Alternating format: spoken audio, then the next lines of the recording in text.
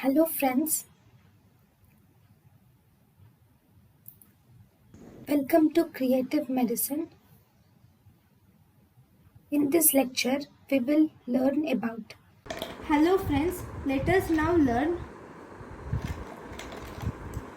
some important points about carcinoma rectum. So what do you see in carcinoma rectum?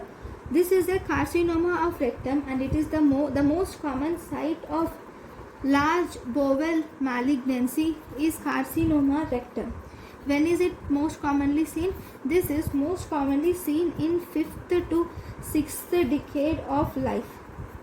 The most common site of metastasis of carcinoma rectum is mainly the liver followed by lungs is the most common site of metastasis of carcinoma rectum. So if you see the chemotherapy regimen for carcinoma rectum is mainly FOLFOX IV regimen. That is FOL for folinic acid or leucovorin. It is folinic acid and leucovorin and 5-fluorouracil and OX for oxaliplatin. So this is the chemotherapy regimen for carcinoma rectum. So first we will see the clinical features. The clinical features. In the clinical features, what is the most common symptom? Most common symptom of carcinoma rectum is bleeding per rectal is the most common symptom. Here you will see presence of early morning bloody diarrhea. You will see presence of early morning bloody diarrhea and there will be passage of bloody slime will be seen. Early morning bloody diarrhea with passage of bloody slime. And you will see presence of spurious diarrhea will also be there. In the spurious diarrhea, every 2 to 3 hours the rectum will be full of discharge. Every 2 to 3 hours the rectum will be full of discharge from the tumor. So because the patient, so rectum will be completely full of discharge from the tumor, so patient passes like stool every 3 hours. He passes stool every 3 hours. And there is one more symptom which is tenesmus. What is tenesmus? He will have pain on defecation. The patient have painful defecation with sensation of incomplete evacuation in the lower part. Painful defecation with sensation of incomplete evacuation in lower part of rectum is seen in the patients, carcinoma rectum patients. Then the patient will also have backache or sciatica will be there. The patient will have backache or sciatica, that is there will be also sacral plexus involvement will also be seen in the patient posteriorly. You will see involvement of sacral plexus posteriorly. The patient will also have weight loss and there will be liver metastasis also. Then what are the investigations? The investigations include, if you see the length of anal canal is mainly 3 centimeters. Then if you were asked what is the length of rectum, it is 14 centimeters. Then for complete evaluation, the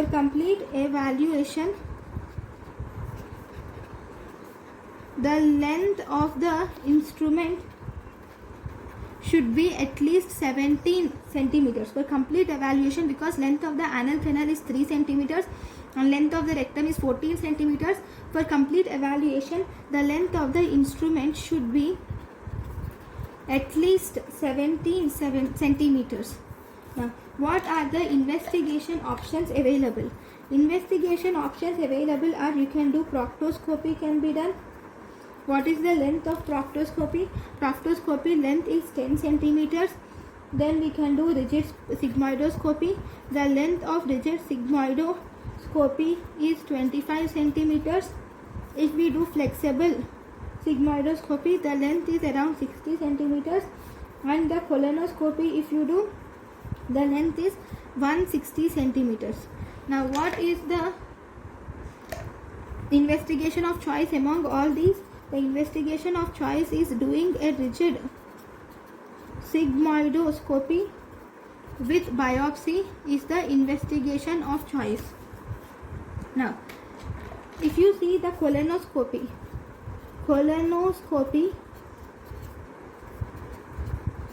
is mandatory for adequate evaluation.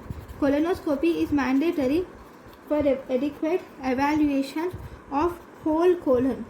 Colonoscopy is mandatory for adequate evaluation of whole colon and to rule out any synchronous polyp.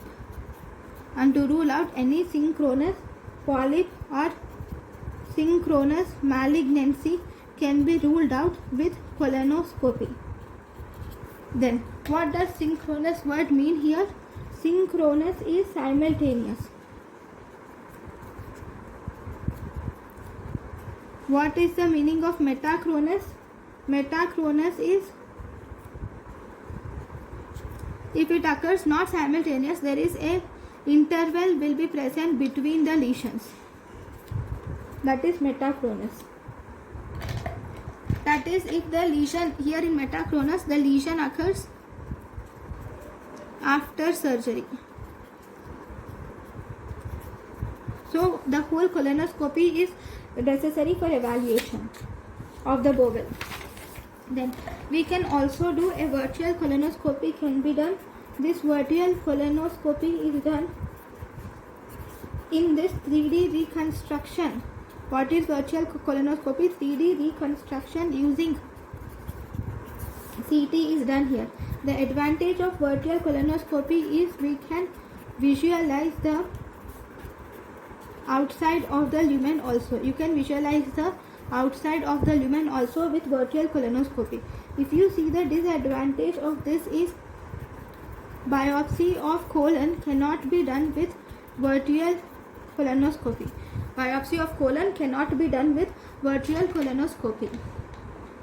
Now, if you see in head and neck malignancies, in head and neck cancers or malignancies, or in pelvic malignancies, in head and neck and pelvic malignancies, or in overcrowding of nerves or blood vessels and soft tissues, in head and neck malignancies or pelvic malignancies, or if there is overcrowding of nerves, blood vessels and soft tissues,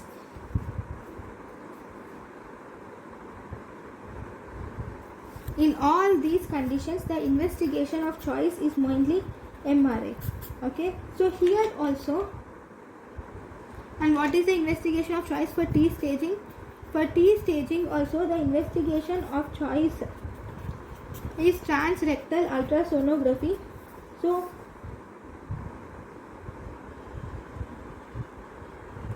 for T staging, investigation of choice is transrectal ultrasonography. For lymph node staging, the investigation of choice is endorectal MRI. So if you were asked what is the best investigation for staging, best investigation for staging is MRI. Okay, because in head and neck malignancies and also in the pelvic malignancies, the best investigation that can be done is MRI. Now we will see the treatment regimen. So in the treatment regimen, first what is the principle of treatment? So if it is stage 1 we should do surgical resection should be done. Stage 1 surgical resection should be done. Stage 2 and stage 3 we should do neoadjuvant chemotherapy is done, followed by neoadjuvant chemotherapy is done, followed by surgical resection. Neoadjuvant chemotherapy is done, followed by surgical resection. So here you can downstage the tumor. We can downstage the tumor and then we can do the surgery. Okay. Then if you see stage 4, in stage 4 we can use neoadjuvant chemoradiation is done, followed by palliation. plus or minus surgical excision. Neoadjuvant chemotherapy is done, followed by palliation plus or minus surgical excision is done. Now, but if you are asked what is the treatment of choice, treatment of choice is actually a total mesorectal excision is the treatment of choice. This total mesorectal excision is actually given by Bill Herald. It is given by Bill Herald.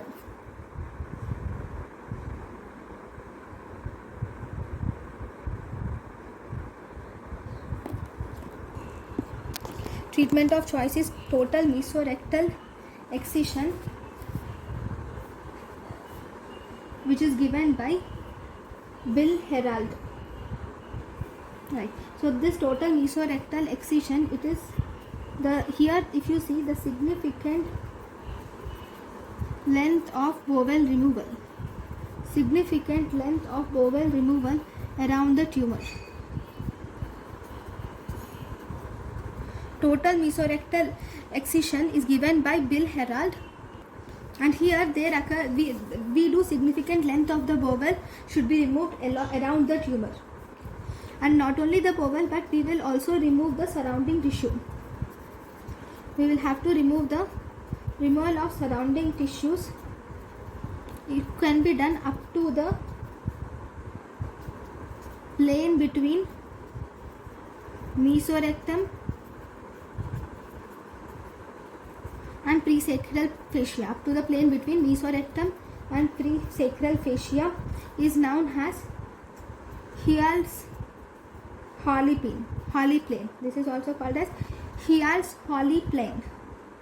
Okay. Then if carcinoma is located more than 5 centimeters, if the carcinoma is located more than 5 centimeters above the anal verge, then we call it as low anterior resection. If the carcinoma is located 5 centimeters above the anal verge, we call it low anterior resection. If carcinoma is located at or below 5 centimeters from anal verge, then we call it as, we will have to do abdominoperineal resection. Abdominoperineal resection. This abdominoperineal resection is also called as Miles procedure is done. Abdominoperineal resection or Miles procedure is done. Thank you for watching. Thank you, and thank you for watching.